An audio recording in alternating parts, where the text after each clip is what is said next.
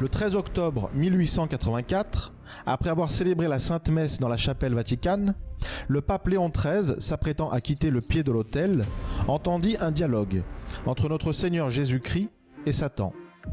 D'une voix gutturale, Satan dit à notre Seigneur : « Je peux détruire ton Église, mais j'ai besoin de temps et davantage de pouvoir. » Notre Seigneur, d'une voix douce, lui répondit : « Combien de temps et combien de pouvoir ?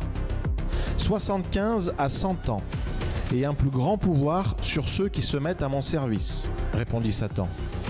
Notre Seigneur Jésus-Christ dit alors : Je te donne le temps et le pouvoir. Fais avec cela ce que tu veux. Puis Léon XIII vit la terre comme enveloppée de ténèbres, et d'un abîme, il vit sortir une légion de démons qui se répandait sur le monde pour détruire les œuvres de l'Église et s'attaquer à l'Église elle-même, qu'il vit réduite à l'extrémité.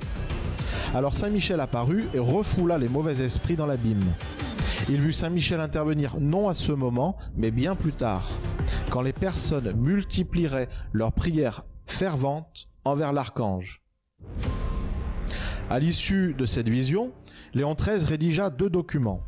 Une prière à Saint Michel Archange, à réciter après chaque messe basse, et un exorcisme qu'on appelle exorcisme de Léon XIII.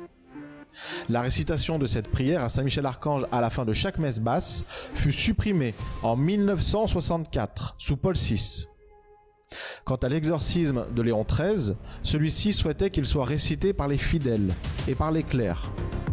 Il y est d'ailleurs écrit dans cet exorcisme, là où fut institué le siège du bienheureux Pierre et la chaire de la vérité, là ils ont posé le trône de leur abomination dans l'impiété, en sorte que le pasteur étant frappé, le troupeau puisse être dispersé.